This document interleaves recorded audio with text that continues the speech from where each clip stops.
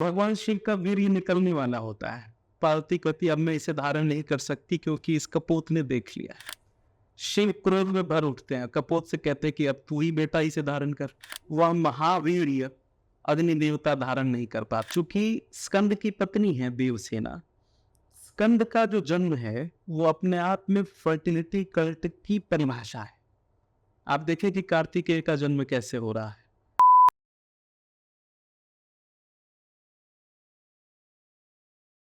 छठ पूजन का बड़ा एक महत्व है। अभी समय भी हमारा आने वाला है दीपावली के बाद। अ, आप चर्चा भी कर रहे थे कि हमारी जो षष्ठी माता है, बहुत सारे प्रयोग मैंने भी देखे हैं। बहुत सारे रिश्तेदार ऐसे रहे जिनके यहाँ नहीं होता था और उनके बच्चे नहीं हो रहे थे। पुत्र या पुत्री की बात नहीं थी, कोई भी बच्चा नहीं हो रहा था और वो हमारे घर आए। उन्होंने हमारी जो छठी मैया है उनके साथ वो सारे अनुष्ठान जो हमारी माताजी, हमारी दादी लोग करते हैं, उन्होंने किया और आश्चर्यजनक रूप से मैंने ये फल देखा कि उनको 1-2 नहीं 3-4 संतानों की प्राप्ति हो गई है। आपकी जो जानकारी है उसमें और भी ज़्यादा आपने प्रयोगों को देखा होगा। तो इस पूरे छठ पर्व पे आपका क्या कहना है?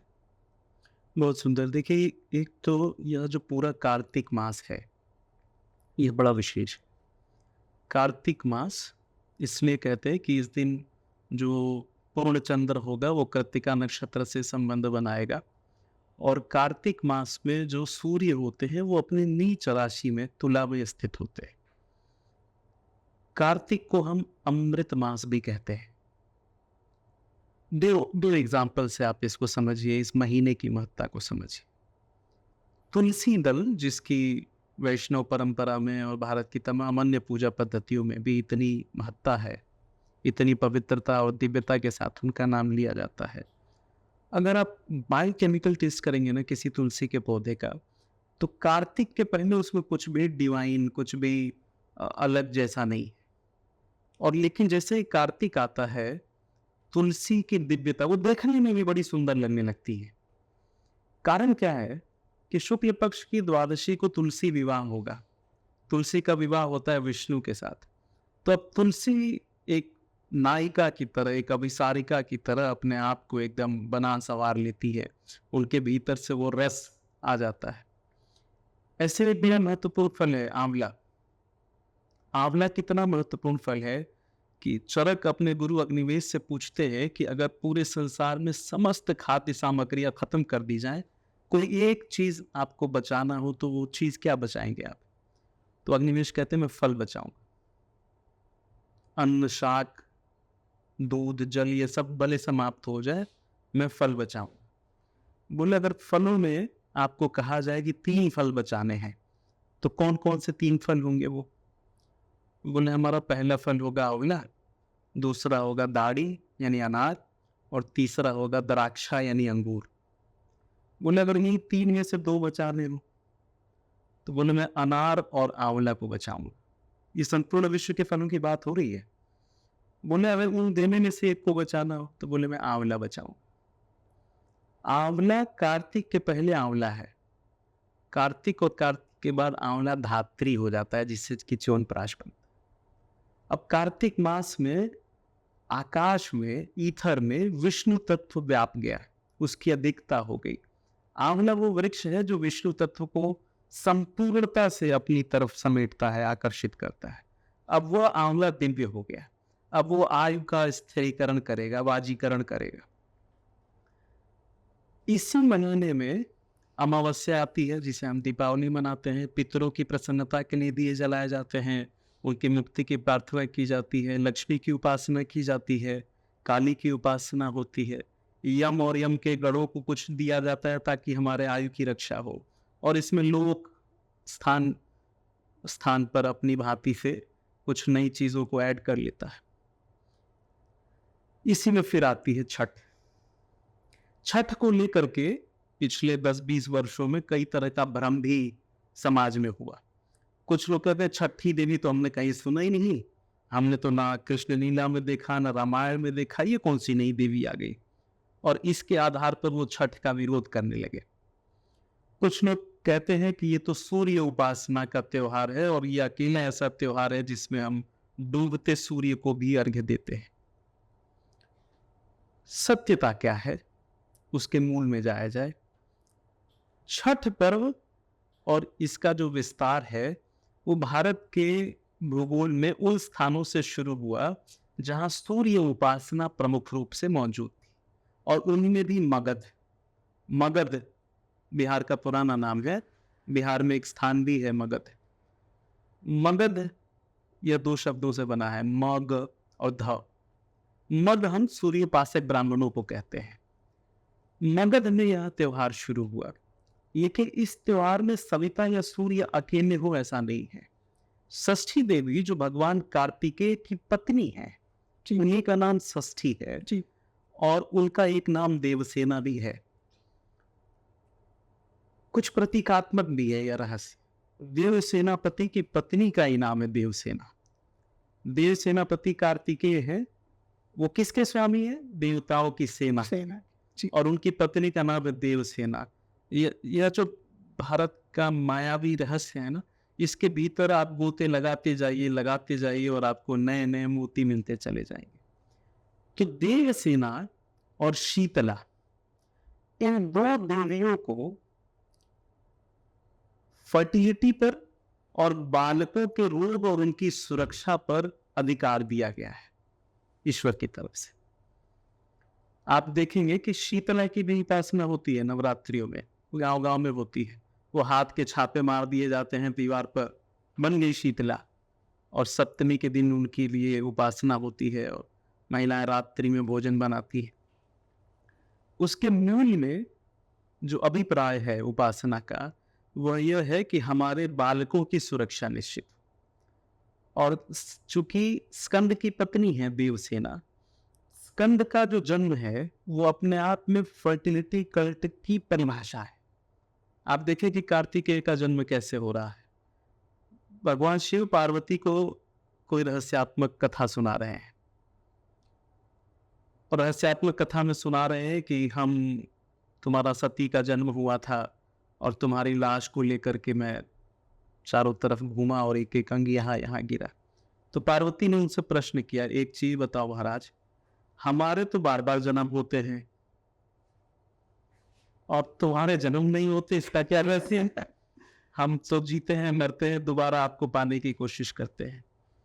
तो शिव ने कहा, क्योंकि मैं अमर कथा जानता हूं। इस लाइन पर ध्यान दीजिएगा। केवल जानने मात्र से कोई अमर हो सकता है। हमारी मृत्यु का और बार बार जन्म लेने मरने का एक कारण हमारी अज्ञानता है। एक क्या, सबसे बड़ा कारण यही है। तो अगर जान लिया जाए तो अमर हुआ जा सकता है। उपनिषदों ने बहुत डिंडी में घोष किया है, विज्ञातारम केन मेर विजानियात। वो जान लेने मात्र से आप उससे मुक्त हो जाते हैं। तो पार्वती से कहते हैं कि ठीक है, मैं तुम्हारे प्रेम में आज वो कथा कहूंगा जिसको जान लेने के बाद फिर से जन्म नहीं लेना पड़ता। यदि कथा ऐसी जगह कहूंगा जहां कोई अन्य ना हो। वो कथा सुनाने जाते हैं, वहां पे अग्नि देवता कपूत के रूप में वो कथा सुनने लग जाते हैं। पार्वती को अंदेशा होता है, कथा बीच में छूट जाती है। तो कथा कहते कहते, चूंकि वो आदि प्रेमी भी हैं, वो पति पत्नी भी हैं, उनमें संबंध भी बन रहे होते हैं, तो भगवान शिव का वीर्य निकलने वाला होता है। पार्वती कहती, अब मैं इसे धारण नहीं कर सकती क्योंकि इस कपोत ने देख लिया। शिव क्रोध में भर उठते हैं, कपोत से कहते हैं कि अब तू ही बेटा इसे धारण कर। अब वह महावीर्य अग्नि देवता धारण नहीं कर पाते हैं, उसे लेकर के व्याकुलता में भागते हैं। तो 6 कृत्तिकाएं उसे धारण करती हैं। फिर वो 6 कृत्तिकाएं वो धारण करती है, तो उन्हीं से कार्तिकेय का जन्म होता है। इसीलिए कार्तिकेय को 6 माताओं वाली संतान भी कहा जाता है। इसके पीछे एक ज्योतिषीय रहस्य है। इन 6 कृत्तिकाओं का आसमान में स्थान है, अलग अलग नक्षत्रों में, और वही नक्षत्र किसी नवयुवती के पुष्पन के लिए, उसके भीतर फर्टिलिटी के लिए आवश्यक चीजें तैयार हो, यूटेरस तैयार हो, उसके लिए प्रेरित करती है। संतान उत्पत्ति यह सामान्य नहीं है, यह बहुत बहुत डिवाइन बात है ना। आप देखिए कि एक कोशिका जाइगोट वो गर्भ में जाकर के कैसे कैसे कैसे रूप में कन्वर्ट हो जाती है।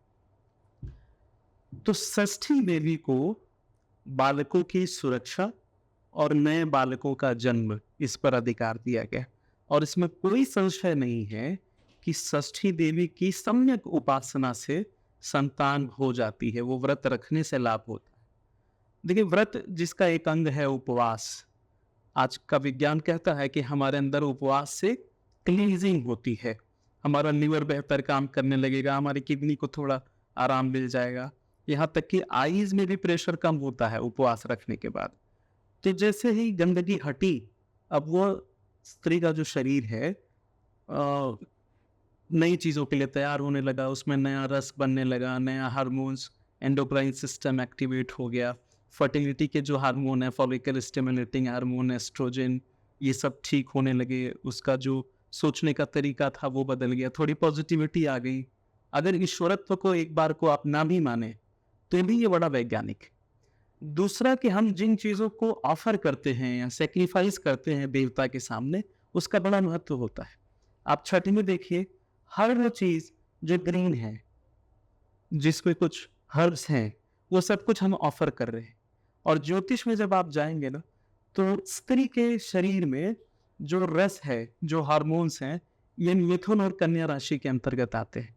इन हरे फलों और सब्जियों को ऑफर करने से स्त्री के भीतर जो रसवाहिनी तंत्रिकाएं हैं वो बेहतर काम करने लगती हैं। तो छठ उपासना होनी चाहिए, उसके साथ सूर्य उपासना होनी चाहिए। ये बहुत आदिम है, ये कोई आज की नई बात नहीं है, और इसमें कुछ भी गलत नहीं। दीपावली को लेकर मेरे मन में प्रश्न था। बचपन से मैंने मतलब जो किताबें होती थी उसमें कहानियों में ये लिखा गया पढ़ा है मैंने, और बहुत सारे लोग सामान्यतः यही बात कहते हैं कि दीपावली वो दिन थी जिस दिन जो है राम जी लंका से सीता माता को लेकर वापस लौटे थे। इस बात में कितनी सच्चाई है, और दीपावली का एक्चुअल जो सत्य है, जो यथार्थ, वो क्या है? बहुत सुंदर प्रश्न है। राम इतना व्यापक है, और राम को इतना भगवान के अनेक अन्य अवतार भी हैं, लेकिन जितना हम राम से कनेक्टेड फील करते हैं उतना संभवतः किसी भी अन्य देवी देवता से नहीं करते हैं। हम जन सामान्य की बात कर रहे हैं। उसका एक बहुत बड़ा कारण है, भारत की जो जनता है वह चेतना के स्तर पर और बड़े अंतःसंश्लिष्ट रूप से राम के दुख में उनके साथ। राम त्रेता में हुए, वन गमन हुआ, और आज भी कलयुग में भी 2024 में जब कथावाचक कथा कहते हैं कि वो भगवान राम वन को जा रहे हैं नंगे पैर, और ऑडियंस रोने लगती, न राम को देखा न जंगल देखा। ये क्यों रो रहे हैं? क्यों? क्योंकि भारत की जो व्यापक जनता है वो राम के दुख में उनके साथ खड़ी। राम के अकेलेपन से हमने जुड़ाव समझ लेते हैं कि एक युवराज है और आज उनको वन जाना पड़ रहा है, कल उनका राज्याभिषेक होना था। उस दुख में हम भगवान के साथ। और भारत की जो जनता है ना वो बड़ी उदार है, हम भगवान को भी दे सकने वाले लोग। दीपावली जो है यह भगवान राम के वापस आने की प्रसन्नता में अयोध्या में प्रकाश का पर्व इस तरह से मनाएंगे। हमारे पर्व भी बदलते हैं, हमारी आपकी आंखों के सामने। हमने संतोषी पूजा भी देखी और उसे समाप्त होते हुए भी देखा, हमने साईं का पूजन होते हुए देखा और वो समाप्त होते हुए भी देख रहे हैं। त्योहारों के भी स्वरूप हम लोगों ने अपनी आंखों के सामने बदलते हुए देखे। तो हजारों लाखों वर्षों में ऐसा नहीं कि हमेशा एक जैसे ही रह जाते हो त्योहार। जैसे जैसे मानव और उसकी परिस्थितियां बदलती हैं, त्योहार भी बदलते होंगे। दीपावली के अनेक अन्य प्रमाण भी हैं, लेकिन प्रकाश पर्व के रूप में इसे मनाया जाना या निसंदेह भगवान राम के वन से वापस लौटने की प्रसन्नता में ही है। और भगवान राम दरअसल भारतीय चेतना का ही एक नाम है। तो जब भगवान राम जीतते हैं तो पूरी की पूरी भारतीय चेतना अपने आप को ऐसा समझती है कि हम ही जीत गए। गाँव की रामलीला में जब रावण मरता है, तो गाँव का जो अबोध मन है वो प्रसन्नता में चीखने लगता है। उसे लगता है आज एक बार फिर भगवान राम ने रावण को मार दिया। तो भगवान राम के साथ जो हमारा यह तादात्म्य है वो तमाम त्योहारों में परिलक्षित होता है। वो रामनवमी में परिलक्षित होगा, वो विजयादशमी में परिलक्षित होगा, वो दीपावली में परिलक्षित होगा। सत्य तो ये है कि दशहरे का संबंध नहीं है भगवान राम से। अच्छा। सत्य ये है क्योंकि भगवान राम श्रीलंका से जब रावण को मारते हैं वो कोई और तिथि थी, वो विजयादशमी की तिथि नहीं थी। शास्त्रों में इसके प्रमाण है। ये कि दीपावली से तो भगवान राम का तो फिर विजयादशमी को क्या हुआ? हाँ, विजयादशमी भी हम मना रहे हैं भगवान राम की ही उस विजय की स्मृति में, लेकिन उसका सीधा सीधा तिथि का कोई कनेक्शन नहीं है। वो बेसिकली नवरात्रि दुर्गा से संबंधित है। उत्तर भारत में सरयू नदी के इधर दुर्गा उपासना थोड़ी देर से आई। दुर्गा उपासना थी, वो तो शाश्वत है, वो तो हमेशा से थी, लेकिन जिस रूप में हम उस त्योहार को आज मना रहे हैं कि मूर्ति रखना और फिर उसका विसर्जन करना, यह थोड़ा सा हमारे यहाँ देर से शुरू हुआ। विजयादशमी को भी हम राम रक्षा स्तोत्र इत्यादि का पाठ करके अपना उल्लास प्रकट करते थे। श्री सुक्तम स्तोत्र है, उसका क्या पाठ करने से दरिद्रता को दूर किया जा सकता है, धन धान्य की संपन्नता लाई जा सकती है?